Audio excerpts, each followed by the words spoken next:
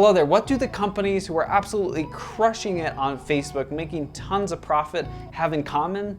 They really have the right numbers and these 8 key categories. I'm gonna go through the numbers that you want to hit in order to have a company that generates a ton of Facebook sales. The first one is profit margin. So if you have a $30 product, but it costs you $15 to make it and ship it and provide support, that's a 50% profit margin.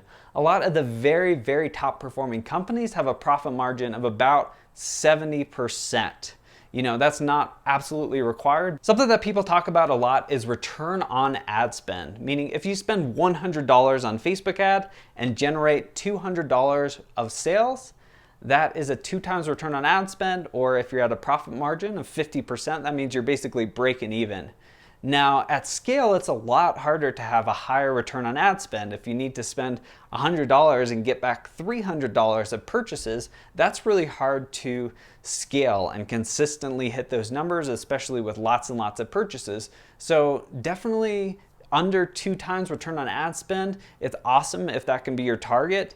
But if you spend $100 and you're okay with getting back $150 worth of sales, that's when you can really crush it. That's when you can make a lot of sales, and often you need that really high profit margin in order to spend $100 and be happy with getting $150 worth of purchases. There's a number of simple ways that you can massively boost your profit margin and make it a lot easier to generate a profit. So let's say you have a $30 product, it costs you $15 to make it, so you make $15 profit when you generate a sale. Well, what you can do is you can also offer like a bundle of additional things that people can add onto their order. So let's say you have a $100 bundle and 20% of people take you up on that. Let's say you still have your cost to make it, but you generate an extra $10 on average for every single sale. So now instead of making $15 per product you sell, you're on average making $25. So you can spend $25 to get a purchase. So you can see in that example, we had a 50% profit margin, but all of a sudden we pretty quickly took it up to a 63% profit margin that we can actually get. And now we can spend $25 to get a new customer rather than $15. Number 2 is definitely connected, but the amount of money that you can spend to get someone to buy from you is really hard when that's below $20. So if you have a $15 product, even if you have a good profit margin, if you can only spend $8, $12 to get them to buy from you, that's just really challenging. If you have a lower ticket product, I highly recommend having some additional offers or bundles or things like that so you can get the average amount people spend with you quite a bit higher. So $20 is kind of the minimum.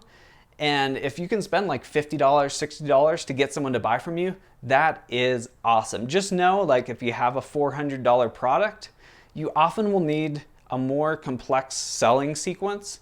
You know, if it's like $30, you can sometimes just pitch it to a new person and send them directly to the page to check out and learn about it. But if it's a really expensive product, someone who's never heard of you, you may need a more complex like email sequence or a series of ads or a webinar or just something a little more complex. Just keep that in mind. The companies that are able to run ads and break even on them or even lose a little bit of money and be happy with that are the ones that can really crush it on Facebook and spend a whole ton. And here's why. Now, why would you want to actually run ads and just break even? Let's say you spend $1 million on Facebook ads, you generate 1.6 million in purchases, but once you deduct all the expenses, you didn't really make a whole lot of profit. You just basically broke even. Well, there's a couple big benefits. The first is you actually got millions and millions of new people aware of your brand, which means it's going to be much easier to generate sales in the future. If you have it in retail stores, you may generate a lot of additional retail purchases as well. Also, when you're showing these ads, people will be liking it and commenting, and you can invite them to like your page. So this awareness is huge. Like think if there was a Super Bowl commercial where you knew that you could make as much as you're spending in direct sales from that, and then you have all that general awareness as well. So you generally want to break even on the first sale, but you can get lots and lots of future sales sometimes for free if you're just doing it on your email list, like you add people to an email list. You can sometimes pitch a lot of future purchases, products, get them on that list, and generate so much more income over time. You can also have Facebook ads for people who bought in the past. So let's say every 30 days on average, people buy. So you start showing ads to them again. Often you can spend a whole lot less and generate repeat purchases. And some are like subscription, like software as a service or meal delivery, where like 70% of people stay on for month 2. And on average, people will stay on for like 5 months, 6 months. So it can totally make sense to lose money on the first sale because you know, as people stay on, as they purchase again, as they stay enrolled, you'll make a significant amount of profit.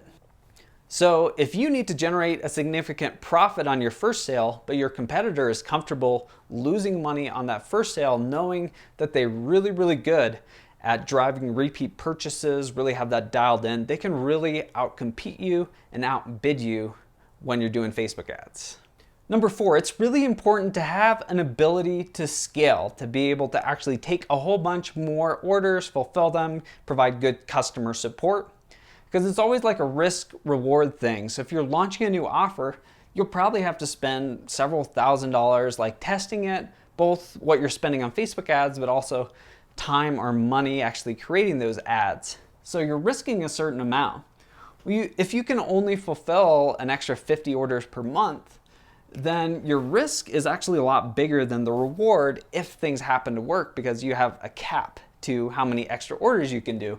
Whereas if you have the capabilities to do a whole bunch of orders, the reward is much, much bigger. So when I work with customers and clients, it's like, okay, we'll risk a couple $1,000s maybe, but it could generate an extra 100,000 a month in sales, an extra $500,000 a month in sales if we get things dialed in and working incredibly well. It's getting increasingly important to have fast shipping and great customer support. Ideally, you want like under a week, and even better if it's like 2 days. But if it's taking forever for people to get their product, if it's like drop shipping where it takes like 3, 4, 6 weeks, you're gonna have so many complaints. People are gonna complain in your comment section, which will hurt your sales. If you have reviews on your website, which is actually a great idea, people will complain there and your average review score will go way down. And people actually complain directly to Facebook, which could mean getting your entire ad account shut down or it costing more to get in front of people. So that is key. You really want these two dialed in, especially if you're trying to scale.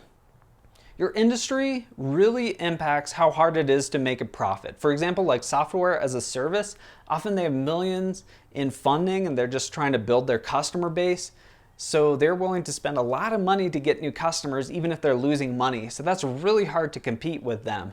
So you really have to think about who you're competing against and how you can make it so you can spend more money to get a new customer, or how you can offer more over the competition, or a higher average order value, or more people making repeat purchases. Here's some of the industries I'll pull up that I think are especially competitive. You can definitely make money. Here's some that I find are working really well, slightly less competitive. I mean, everything on Facebook is fairly competitive, but these are a little bit easier. And these are just not allowed at all. So that's something to keep in mind. Being able to consistently generate repeat sales is crucial for any brand. Like with Starbucks, on average, people spend $7 when they go to Starbucks. But over the lifetime of that customer, they will spend $14,000 at Starbucks. So having a really good system, like with a really good email list, a good follow-up, retargeting ads, just getting that incredibly dialed in, maybe offer a thing where people can get deliveries every single month. The more you can build that in, the more you can spend on that first sale, and that will help you outcompete everyone else. For doing Facebook ads, you really want a product that is unique and like differentiated from the competition. It's also great if you're a little higher in price, because if you're the lowest price, that also probably means you're the lowest profit margin and you're gonna have issues competing with your competitors.